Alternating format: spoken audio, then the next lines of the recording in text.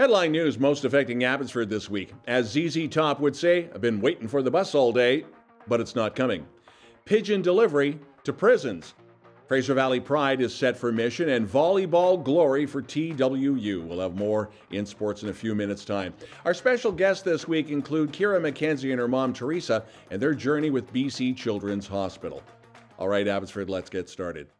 Fraser Valley Bus Drivers Union stayed true to their word and they shut down buses on Monday. Essential handy-dart service for cancer and dialysis patients remain. Wages and the pensions remain the hot topics. Now, what eases the pain for some is that students are on spring break, but really that's no consolation for anybody who needs the bus to get to work. The call for more Uber services, once again, the hot topic on social media. Back in February, a second pigeon wearing a tiny makeshift backpack presumably meant for smuggling drugs, was found at the Matsqui Corrections Facility nearly 2 months to the day after another bird carrying a package of crystal meth was found at the prison that's next door. The CBC uncovered this story from corrections officers that this has now happened. Officers discovering the latest bird wearing the backpack inside Matsqui.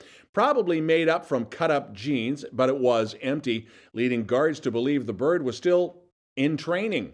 The Guards Union says this is now becoming commonplace, and the concern is that weapons, as well as drugs, could be brought into prison yards. Plus, the birds have an easier access to land than a drone inside a prison fence.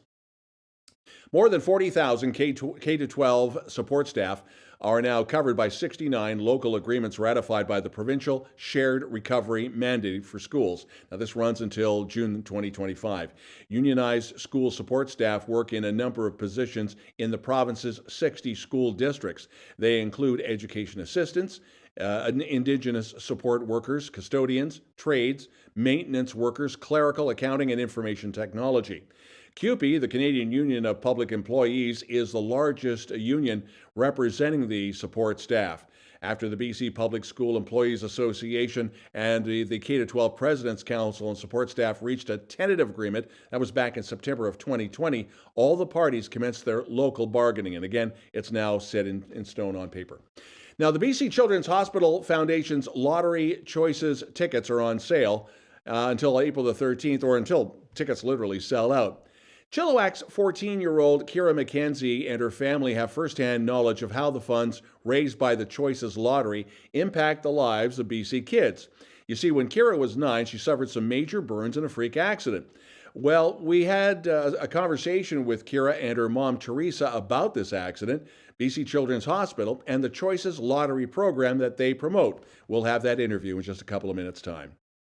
The 11th annual Fraser Valley Pride celebration is Saturday, July 29th at Fraser River Heritage Park in Mission. It was moved last year from Abbotsford amongst the controversy with permits for this celebration.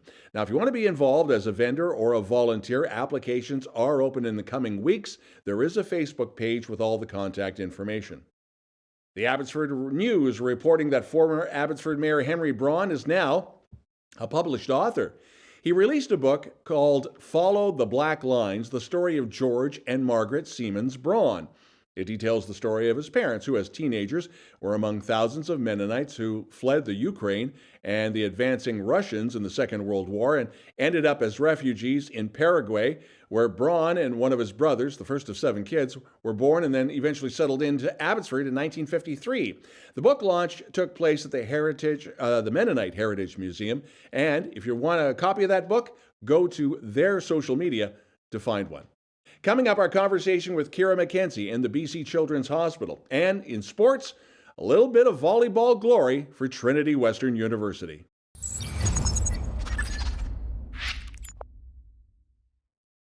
News of the Week continues with a really cool story and some phenomenal people that we have been looking forward to meeting. Keira and Teressa McKenzie. And we're going to get involved in talking about BC Children's Hospital, the Choices Lottery. First off, how you got into BC Kids Hospital was, I guess you could say it was a freak accident? What happened? My sister and I were sick, and we have the best doctor. Yeah. So we always bring him coffee and his receptionist tea before we go in. So we stopped at a local drive-thru, and there was 5 drinks in a 4-drink holder, and the first one flipped and I dropped them all onto my lap. Ouch. So then we went to a local hospital, and I was sent home, and eventually I got too bad, so I had to go to Children's. Mm-hmm. That was the burns. Yeah. You were driving? Is this? Yeah. Oh, Mom must have been freaking out. Yeah. Now this was how many years ago now? I guess 5 years ago. Yeah. So that was what? You were 9 then, and now you're 14. 15. Yeah. Okay, got to get the age right here. I have heard so many incredible things about the crew at Children's Hospital, and you guys have more accolades. I mean, the nurses and the staff. Mm-hmm. Anything in particular? I know you had to go through what was scary, the burn unit.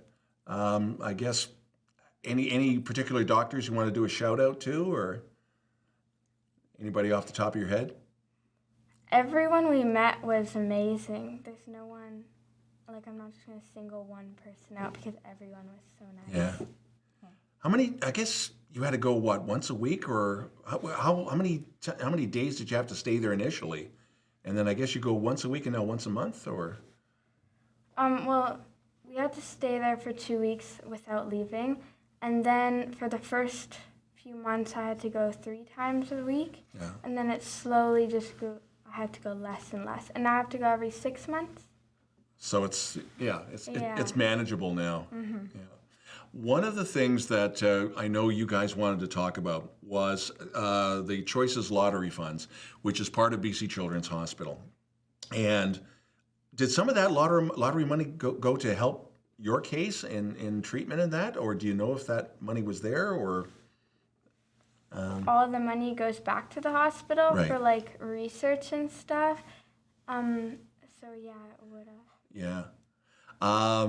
Do you know how long? Is it going to be another year or two of these trips to Children's Hospital, or fortunately no more major surgery or anything like that? Hopefully that's if there was major surgery. Actually, I might get one more surgery, laser surgery, just to get rid of the scarring. Right.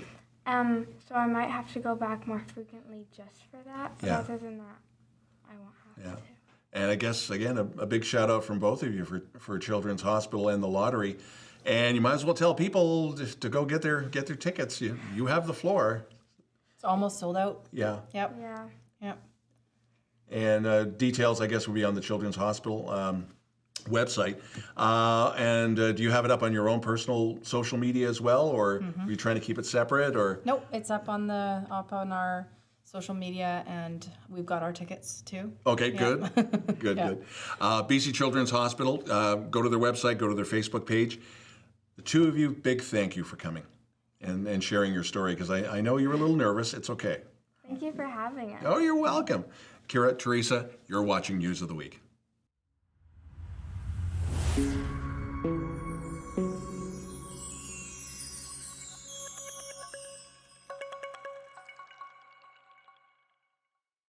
abbyTV Sports, the 7th-ranked UBC Thunderbirds upset the number 1 seed Trinity Western Spartans in a dramatic 5-set thriller to win the Women's Volleyball Championship for U Sports at UBC's War Memorial Gym in Vancouver. So UBC takes home its 13th national championship after hosting the tournament for the first time in 40 years. Trinity Western medals in a second consecutive national championship after entering as the top-ranked team for women for the 3rd straight year. TWU's Dora Kamlodi and Katie Piof were named to the All-Star team. Meanwhile, with the boys, Brody Hofer and Jesse Ei recorded 9 kills apiece. The number 3 seed Trinity Western with a 3-0 victory over the number 4 Sherbrooke Ver-Aor in the gold medal match of the men's volleyball championship. It's another accolade for Gabrielle Atté of the University of Fraser Valley Cascades, as she was named the most valuable player in the U Sports women's volleyball season. The announcement was made a week ago at the All-Canadian Awards reception in Vancouver, which of course was also the host city of the Women's Volleyball Championships. Also acknowledged as a first-team All-Canadian, she becomes the first Cascades volleyball player to ever earn a National Player of the Year award. Called Cultus Lake ski cross champ Reese Howden the Crystal Globe winner last weekend at Craigleith in Ontario. Houndan was riding high after a victory that gave him the Crystal Globe as overall World Cup season leader. It was Houndan's third World Cup victory and seventh podium appearance of this past season. They say that grassroots football is all about family, and the Fraser Valley's no different. The Game is a prospects game in conjunction with the BC Community Football Association. Bo and Nelson Lucambo are products of the WHA Mowat High School football program out of Abbotsford, and the brothers have roots in Chilliwack. Bo, by the way, is now with the BC Lions. Nelson is with the Saskatchewan Roughriders.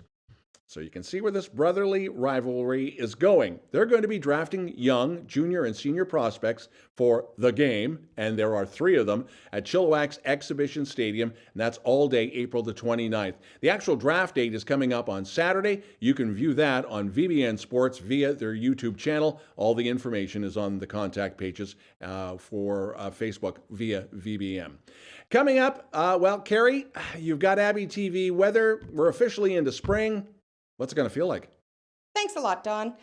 Although it is officially spring, we are going back to a little bit of rain over the weekend, but it's going to get lovely for the end of next week. A lot of sun, highs up into the double digits, but at night it's still a little chilly, so you shouldn't be putting out any bedding plants just yet. Needs to be above 10 for that to happen. So everybody should have a great spring starting now. Back to you, Don. Thanks, Cari. If you'd like to participate in reporting news in Abbotsford and you have a story you think we should know about, you can always send us a note and your video and your pictures to news@chilltv.ca. We'd love to hear from you. That's the news this week. I'm Don Lehn.